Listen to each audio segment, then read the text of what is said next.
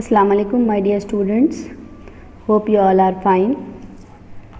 So welcome in online biology class.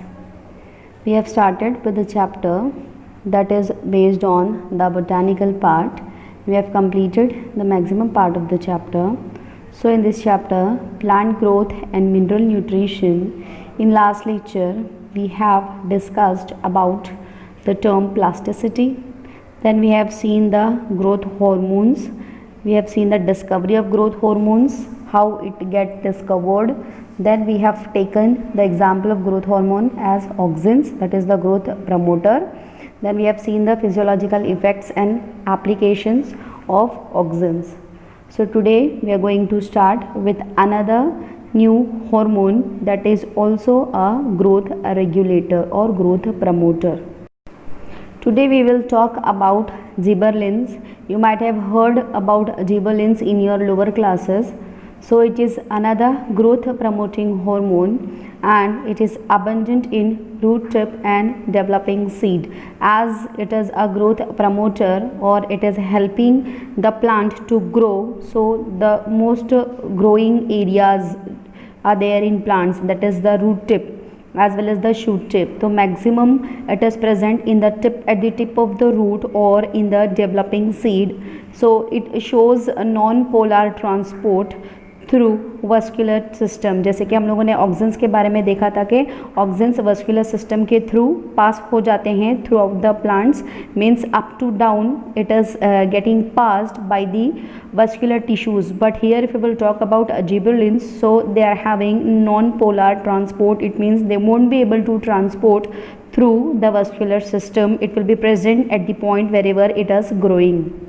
The gibberellins present in the plant is considered as the gibberellic acid, means as a gibberellic acid they are working and they are having regulatory functions, and it also stimulates stem growth so that it can grow easily. So if we will talk about the structure of gibberellin, so it looks like this, and they are the plant growth regulators involved in regulating the growth and influencing different developmental processes which include stem elongation, germination, flowering, enzyme induction etcetera. तो ये तो just एक glance है functions का. We have to see in very detailed way about the functions of the gibberellin. So first we will talk about how it get discovered. So if we will talk about the discovery, gibberellins were first isolated from the fungus Gibberella fujikuroi by Japanese scientist Kurosawa in the year 1926. He was observing the rice plant. So when he observed that it was infected by fungus Gibberella fujikuroi. तो ये actually fungus का नाम है Gibberella fujikuroi, जिससे इस acid को extract किया गया. So it shows extensive stem elongation called Bakane disease. It is a name of the disease, Bakane disease. So the crystalline form of gibberellins were isolated by Yabuta and Sumuki in the year 1938. So they were the discoverer afterwards, we can say. So from the fungus culture they discovered this crystalline form of gibberellins and they named it as a gibberellin. It's synthesized in young leaves, seeds, roots and stem tips. These are synthesized from mevalonic acid. More than 150 chemical types are known so far. GA3 is most common and biologically active form.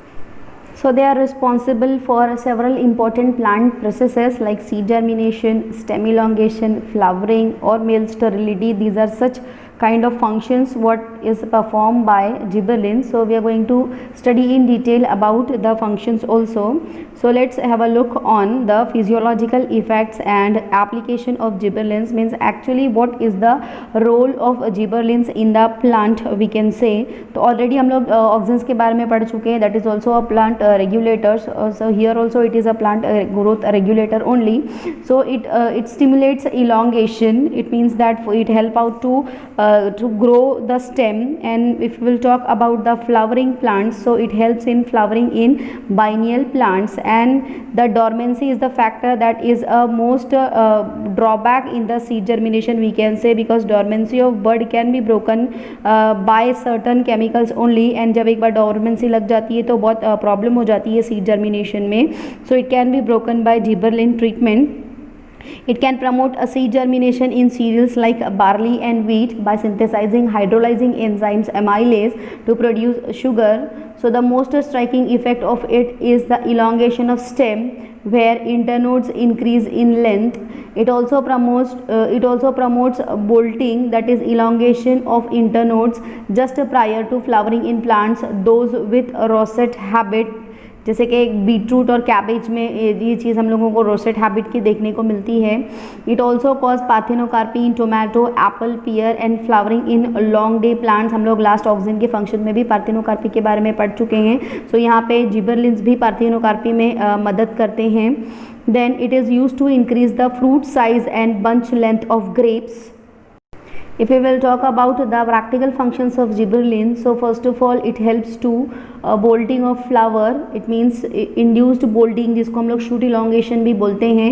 और flowering के time पे जो है वो ये process बहुत काम आता है. सो यहाँ पे भी जिबरलिन्स मदद करते हैं. It promotes the growth of short day condition from rosette required cold treatment, and it also help in stem elongation and flowering. जैसे अभी मैंने आपको बताया रोसेट जो कि कैबेज एंड बीटरूट में सिस्टम होता है लीफ का, तो वहाँ पे जिबरलिन से हेल्प आउट करते हैं.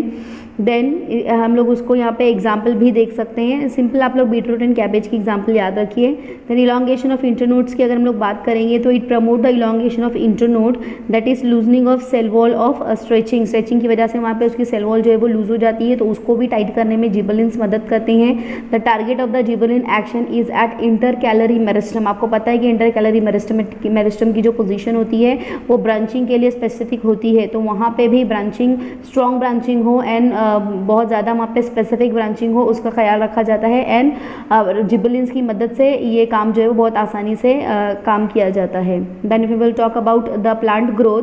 सो to avoid the manual pruning, the plant growth regulators like MHCCC and ethrel are used. तो ये सारे आर्टिफिशियल जिबरलिन्स हैं जो कि डिस्कवर्ड हुए after the discovery of actual gibberellins, used for arresting apical growth of plant. आपको पता है एपिकल ग्रोथ का कंसेप्ट मैं आपको कल समझा चुकी हूँ, तो यहाँ पे भी जिबरलिन्स उस काम के लिए यूज़ होता है. It is cheap method, there is no need of labour. As I told you, कैसे हम लोग उसकी ग्रोथ को इन्हांस कर सकते हैं, और how we can see the external appearance of the plant को कैसे हम लोग इंक्रीज कर सकते हैं, सिंपली बाय अप्लाइंग. तो यहाँ पे कुछ हम लोगों को लेबर वगैरह नहीं लगता है.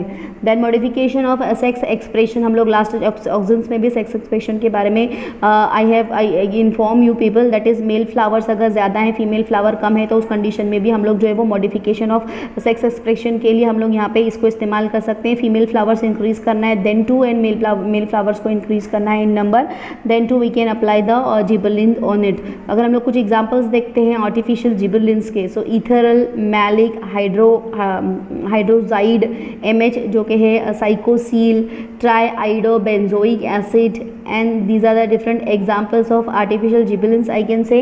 तो इस तरीके से ये जो है वो आर्टिफिशियल जिबरलिन्स का एप्लीकेशन करके हम लोग बहुत सारी जो है वो प्लांट्स के अंदर मॉडिफिकेशंस कर सकते हैं. So we will see more about it.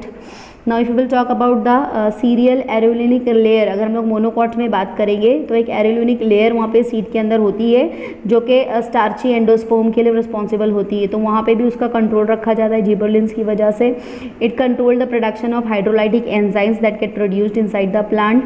Then the effect of gibberellic acid on germination of seed is significant due to an increase in the imbibition of the water and one set of the enzyme activities. यहाँ पे gibberellins का इस्तेमाल करके हम लोग seed germination को भी control कर सकते हैं, जिसकी वजह से डॉर्मेंसी जो है वो ऑटोमेटिकली ब्रेक हो जाती है.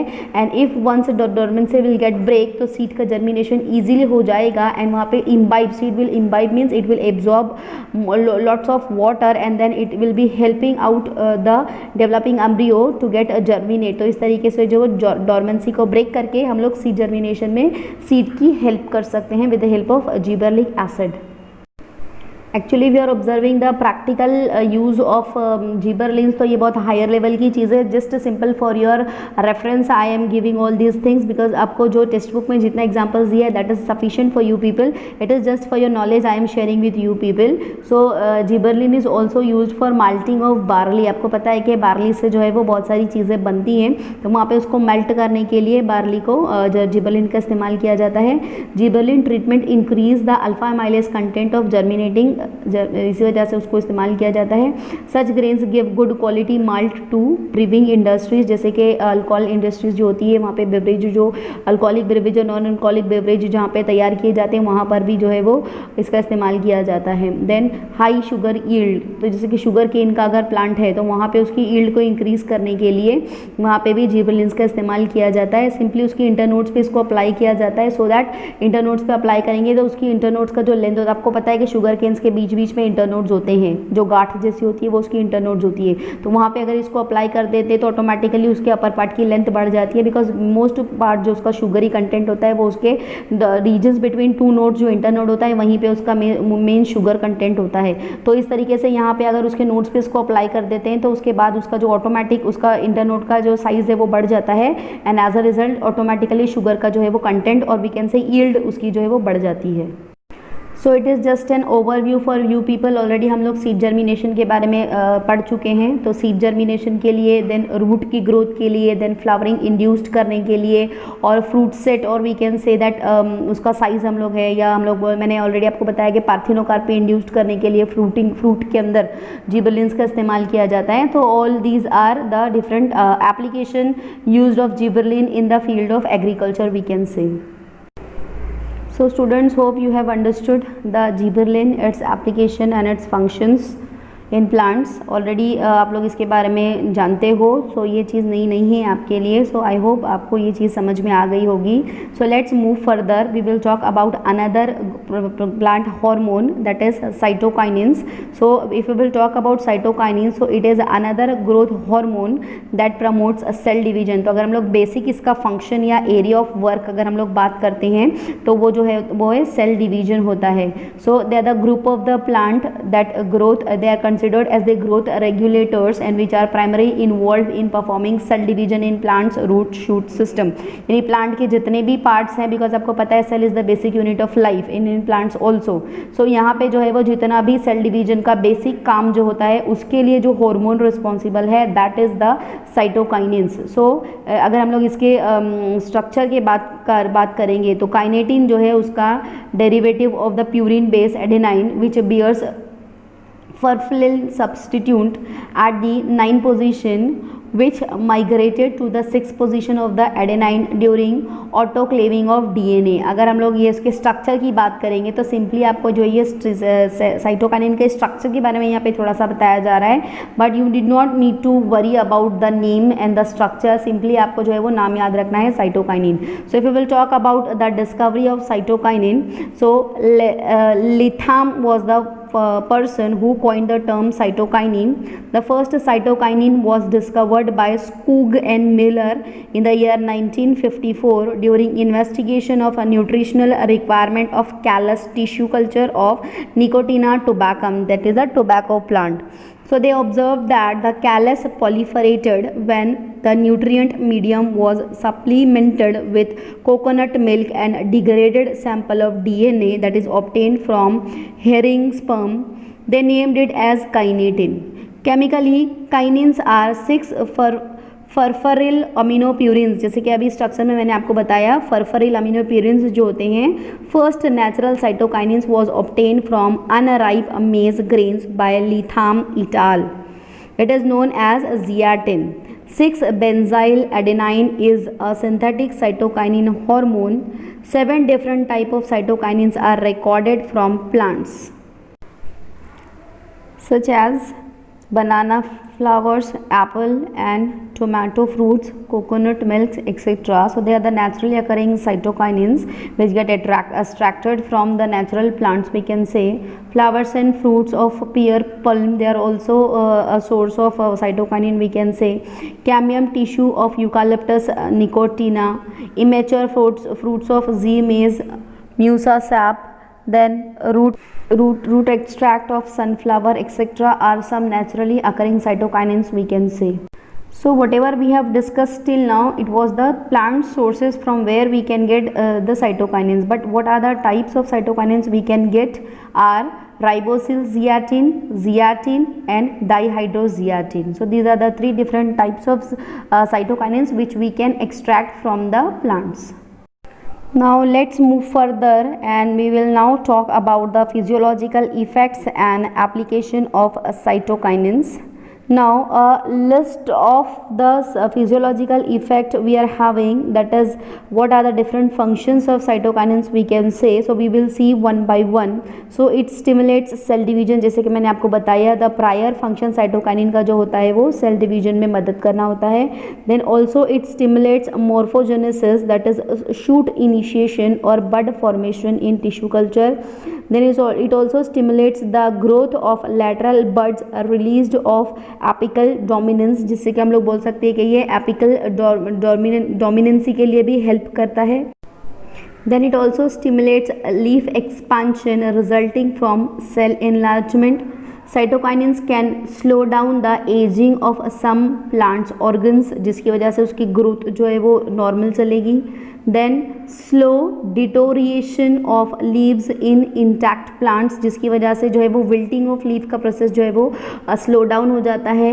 डिटोरिएशन का मतलब होता है कि जब प्लांट्स पीला पड़ना स्टार्ट हो जाता है तो वो प्रोसेस को यहाँ पे ये स्लो डाउन कर देता है with the help of the acids present in it. Now it also cause a new source sink और relationship in the growing parts in the plant. If a plant needs more nutrients to grow, cytokinins accumulate in the root zone to stimulate growth. तो हम लोग इस तरीके से बोल सकते हैं कि ऑटोमेटिकली जब cytokinins रूट एरियाज में स्टिमुलेट्स होना शुरू हो जाते हैं तो वहाँ पे ऑटोमेटिकली उसकी ग्रोथ जो है वो बढ़ने लग जाती है. Nitrogen is often the limiting nutrients most sought after, यानी कि अगर वहाँ पे नाइट्रोजन नहीं मिल पाती है प्लांट को प्रॉपर प्रपोर्शन में तो वहाँ पे उसकी ग्रोथ रुक जाती है. बट साइटोकाइनिन्स वहाँ पहुँच के उसके इफेक्ट को इंड्यूस्ड करते हैं, जिसकी वजह से ऑटोमेटिक ग्रोथ का रेट जो है वो फास्ट हो जाता है. If we will talk about the biological effects of cytokinin, so it is also working by keeping a bond with auxins, because a low ratio of cytokinin to auxin induces root development, but a high ratio causes bud and shoot to develop. तो इसका ये मतलब हुआ कि दो growth hormone मिलकर भी यहाँ पर काम कर सकते हैं. cytokinin and auxin ratio and their interaction controls morphogenic differentiation, जिसकी वजह से प्लांट में ओवरऑल ग्रोथ को हम लोग कंट्रोल कर सकते हैं. It promotes the growth of lateral buds and controls apical dominance by cell division. It delays the senescence और ageing and abscission process in plants organ. तो इसकी वजह से ऑटोमेटिकली प्लांट की ग्रोथ जो है वो बढ़ जाती है. And this was first discovered by the scientist Richmond and Lang in the year 1957. They reported about this process what they have discovered. So formation of intervesicular cambium and expansion of cells are other functions of cytokinins we can say. Being a growth promoter, it also breaks dormancy and promotes the germination of seeds, जिसकी वजह से seed की dormancy break हो जाती है and seed automatically germinate हो जाता है. Cytokinin also reverse apical dominance effect, जिसकी वजह से जो एपिकल डोमिनेंसी का जो फैक्टर आता है ऑक्सिन्स की वजह से वो भी यहाँ पे हम लोग डील कर सकते हैं by using cytokinins. It induces RNA synthesis and formation of interfascicular cambium, because it is also related with the growth of the plant. So in the area of the stem, जो कि interfascicular cambium जहाँ पे मौजूद होती है वहाँ पे cytokinins अपना काम करके प्लांट की ग्रोथ को कंट्रोल कर सकते हैं. So these are the some functions of cytokinin as a growth promoter. Hope you have understood.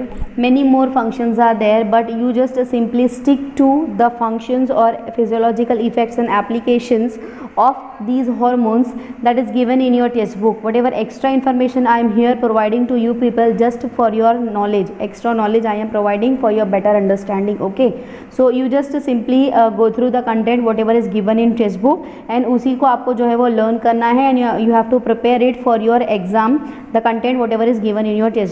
All right, so next time when we will meet, तो inshallah we will going to deal with the another category of hormone that are called as the growth inhibitors.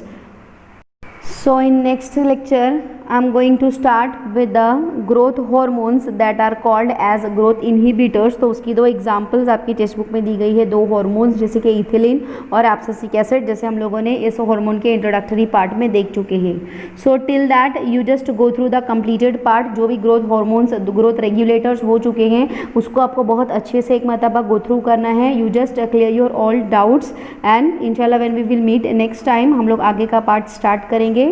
So till that you just take care. अस्सलाम वालेकुम।